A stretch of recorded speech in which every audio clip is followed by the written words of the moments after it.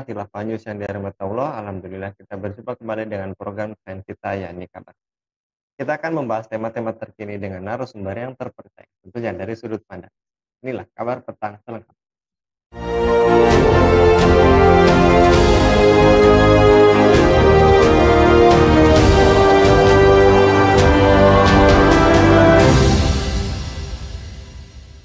Holding BUMN Industri Pertahanan atau Defense ID angkat bicara soal tuduhan yang dialamatkan ke 3 perusahaan plat merah menjual senjata ilegal ke Myanmar.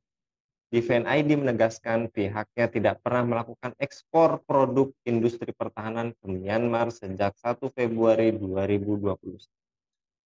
Sejalan dengan resolusi Majelis Umum PBB nomor 75/287 yang melarang suplai senjata ke Myanmar, kata Defense ID dalam keterangan tertulis yang diterima Tempo pada Rabu 4 Oktober 2023.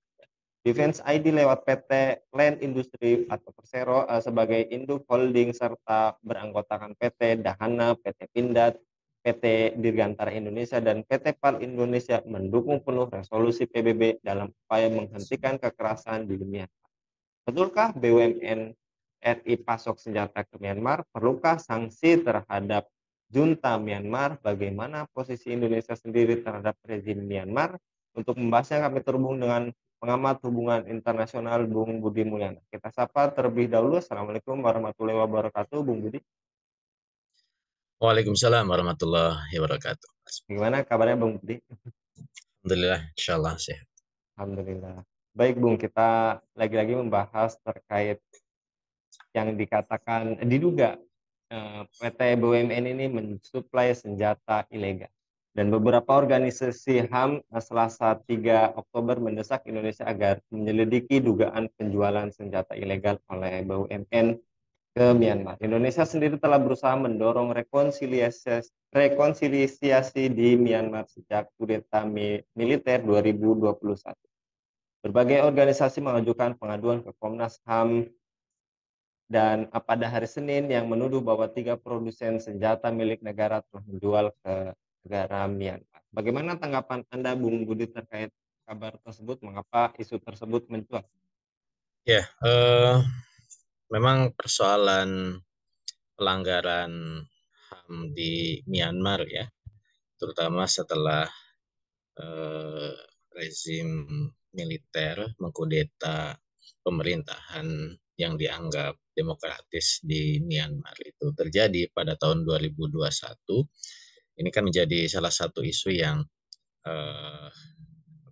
yang diperbincangkan lah terkait dengan Myanmar, dan makanya kemudian dunia internasional memberikan sorotan ya terkait dengan relasi Myanmar dengan negara-negara lain, khususnya di negara-negara tetangga ya di Asia Tenggara pasca junta militer itu kembali naik tahun 2021 gitu. Walaupun sebenarnya kalau kita lihat dari informasi yang disampaikan oleh Defense ID tadi ya, bahwa pasca 2021 dalam konteks jual beli spare part ya sebenarnya tidak jadi jangan dibayangkan jual beli senjata itu dalam konteks persenjataan arsenal perang gitu. Cuman kan Myanmar itu kan menjadi salah satu konsumen lah dari produk-produk senjata ringan dan spare part-nya yang dimiliki oleh Indonesia gitu. Dan pengakuan mereka kan pasca 2021 ini tidak lagi dilakukan karena memang ya ada himbauan lah ya, walaupun sebenarnya posisi organisasi internasional itu kan tidak bisa memaksa ya relasi yang dibangun oleh negara-negara yang saling punya kepentingan untuk berhubungan gitu. Cuman kan masalahnya adalah isu HAM ini isu yang terus dilekatkan ya terhadap Myanmar gitu. Sehingga ya temuan apapun ya, walaupun itu sudah out of date kalau dalam pandangan saya, itu bisa dinaikkan sebagai sebuah isu, apalagi eh, apa namanya, ada kepentingan-kepentingan tertentu yang mungkin juga sedang coba di dikaitkan ya, terutama dalam relasi dengan Indonesia gitu. Terlebih kan ini pada masa Indonesia sekarang sebagai ketua ASEAN ya, ini periodenya. Kemudian juga uh, ya ini di bulan-bulan Oktober, November, Desember ini memang isu-isu HAM ini menjadi isu yang diopinikan secara internasional menjelang nanti Hari HAM Internasional di bulan Desember gitu. Nah, biasanya memang uh, laporan organisasi-organisasi LSM internasional, kemudian juga uh, penyelidikan yang dilakukan oleh organisasi-organisasi nirlaba terkait dengan isu-isu HAM ini sedang sedang trending lah, sedang naik gitu. Ya kebetulan saja kemudian sekarang yang salah satu yang disinggung adalah terkait dengan jual beli senjata ke Myanmar dari Indonesia. Itu Mas. Baik, Bung Budi, yang juga Anda katakan tadi, Myanmar telah dilanda kekerasan senjata militer, menggulingkan pemerintahan pimpinan pemenang hadiah Nobel Perdamaian Aung San Suu Kyi lebih dari 2 tahun silam. Dan kemudian layakkah pemerintah Indonesia dan seluruh dunia muslim menjadi penolong dan menjadi mitra strategis junta Myanmar, Bung Budi? Ya sebenarnya kan relasi antar negara itu kan bergantung kepada kepentingan ya dari masing-masing negara gitu. Di mana di situ ada kepentingan ekonomi, ya, ada kepentingan politik, ada kepentingan yang sifatnya sangat pragmatis, mendapatkan keuntungan ya dengan ekspor impor gitu ya, tidak melihat aspek-aspek yang sifatnya uh, ideologis misalkan seperti tadi gitu. Uh, Makanya kemudian apalagi ini kan Myanmar dengan Indonesia itu kan tetangga ya, masih dalam satu kawasan di Asia Tenggara gitu. Bahkan sama-sama di organisasi ASEAN gitu. Sehingga eh, nah problemnya lagi adalah salah satu prinsip ya yang diusung oleh anggota ASEAN itu adalah prinsip non interference ya. Artinya apa yang terjadi di Myanmar itu adalah urusan dalam negeri Myanmar. ASEAN menjunjung tinggi menghormati ya masing-masing negara itu punya urusan masing-masing. Jangan melakukan intervensi terhadap apa yang terjadi di sana. Nah, ini yang kemudian menjadi ya mungkin dalam perspektif lain itu menjadi penghalang gitu ya ketika ada hal-hal yang sebenarnya ini isu yang lintas negara ya. Contoh tadi misalnya tentang HAM, kemudian juga tentang solidaritas Islam gitu ya, karena memang di Myanmar yang menjadi korban adalah etnis Rohingya ya yang Muslim gitu. Ini ketika ada solidaritas Islam, pembelaan gitu ya terhadap umat Islam di sana, apalagi Indonesia adalah negeri mayoritas Muslim, ini kan juga menyentuh prinsip tadi non interference gitu. Jadi artinya kalau misalkan dilihat dari perspektif apakah Myanmar layak ditolong ya semestinya ketika Myanmar itu melakukan kejahatan kemanusiaan ya walaupun mereka membantah itu disebut sebagai kejahatan kemanusiaan ya ini negara yang tidak layak gitu untuk diberikan bantuan jenis apapun ya karena dia memperlakukan warganya dengan sedemikian rupa gitu. Coba kan kembali bahwa ternyata relasi antar negara itu kadang pragmatis gitu. Apalagi tadi apa namanya khususnya dalam konteks ASEAN ya bisa jadi Indonesia itu menganggap itu urusan dalam negeri Myanmar. Gitu. Dia tutup mata ya terhadap apa yang dilakukan oleh junta militer Myanmar terhadap kekerasan yang terjadi di dalam negeri mereka. Gitu. Itu Mas. Baik, Bung Budi. Kemudian juga laporan PBB yang dirilis Mei lalu menyebutkan sejak kudeta Myanmar 2021, impor persenjataan junta militer Myanmar mencapai 1 miliar dolar yang melibatkan entitas di sejumlah negara sahabat di ASEAN. PBB juga menyatakan butuh strategi terpadu dan lebih banyak pendanaan sangat dibutuhkan untuk akhiri krisis di Myanmar. Bagaimana solusi konkret untuk mengakhiri krisis dan kekejaman rezim yang memburuk di Myanmar, Bung Budi? Ya, memang harus ada keberanian ya untuk kemudian melakukan tindakan tegas terhadap Myanmar. Kalau mengandalkan kepada ASEAN, ya tadi ASEAN sudah terbelenggu dengan prinsipnya sendiri. Gitu. Kalau kemudian mau dinaikkan ke level PBB ya, yang lebih luas, pertanyaannya adalah apa kepentingan dari PBB, khususnya kalau terkait dengan isu ini kan jadi ranahnya Dewan Keamanan PBB ya, yang memang punya sedikit power gitu ya untuk bisa melakukan intervensi kepada sebuah negara. Ya pertanyaannya apa kepentingan mereka gitu. Terlebih Myanmar ini kan menjadi negara yang uh, apa namanya yang sudah menjadi rahasia umum, dia ya dilindungi lah oleh salah satu anggota Dewan Tetap PBB ya, China gitu. Kan memang relasi Myanmar dengan China itu kan cukup kuat gitu. Padahal Dewan Keamanan PBB itu dia mengharuskan ada keputusan bulat ya ketika akan mengambil tindakan kepada suatu negara. Kalau tidak, misalkan ada satu negara yang melakukan veto misalkan, ya tentu keputusan itu tidak bisa diambil.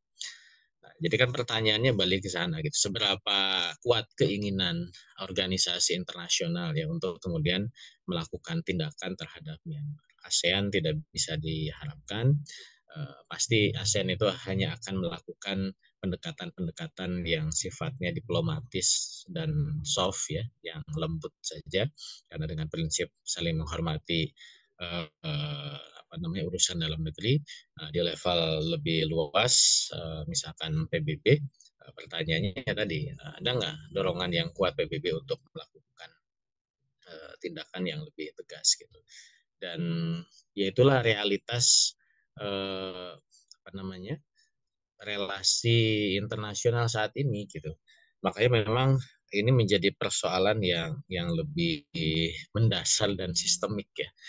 Kalau kita mau tarik ke isu yang lebih luas, ya tentu kita mempertanyakan tentang realitas keberadaan organisasi internasional sebagai harapan untuk bisa menyelesaikan problema-problema yang terjadi di berbagai belahan penjuru bumi gitu, terutama terkait dengan isu-isu yang yang terkait dengan dunia Islam gitu. Seolah-olah memang akhirnya ketika peristiwa itu menimpa umat Islam ya seperti Rohingya di Myanmar, ya mereka tidak memiliki pembela yang betul-betul bisa melakukan tindakan yang tegas gitu, karena memang apa yang ada saat ini ya, organisasi internasional atau sikap negara-negara lain itu tidak menunjukkan pembelaan yang serius ya terhadap apa yang dialami oleh umat Islam, khususnya misalkan Rohingya di Myanmar itu. Tadi juga dikatakan oleh Bung Budi terkait Muslim Rohingya yang juga nyata-nyatanya sudah berlangsung lama oleh mayoritas penduduk beragama Buddha, dan lebih dari 700.000 warga Rohingya melarikan diri ke Bangladesh, di mana mereka tetap berada di kamp-kamp karena tentara Myanmar diduga melakukan tindakan asusila dan pembunuhan massal serta membakar ribuan rumah. Apa solusi real untuk menyelamatkan Muslim Myanmar, Bung Budi? Dan terakhir, hukuman apa yang tepat kepada siapapun yang menindas kaum Muslim khususnya di Myanmar, Bung Budi? Ya, seperti yang tadi saya sampaikan bahwa memang rezim internasional yang saat ini ada ya, organisasi internasional, adanya hukum internasional yang dibuat itu memang tidak berpihak ya terhadap kepentingan umat Islam.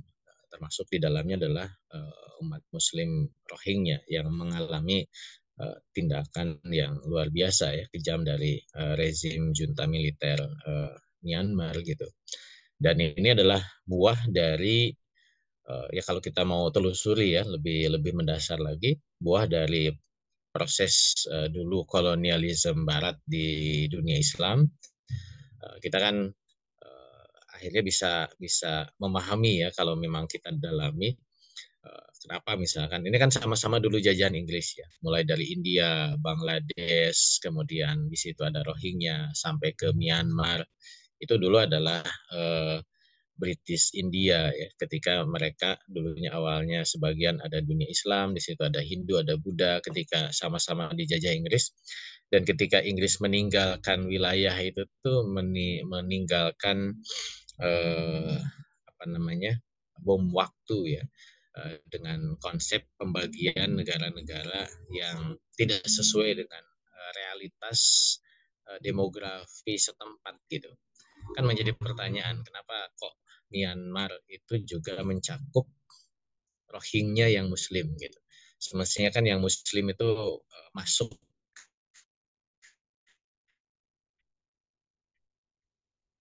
kalau mau pakai nation state ya.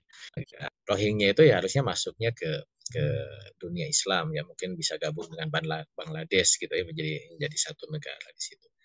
Ya, artinya memang konsepsi nation state itu juga digunakan oleh kolonial untuk memecah belah dunia Islam, termasuk juga meninggalkan bom waktu kalau istilah saya, sehingga apa namanya batas-batas teritorialnya itu sengaja dibuat agar kemudian tetap meninggalkan konflik ketika negara kolonial itu meninggalkan daerah tersebut.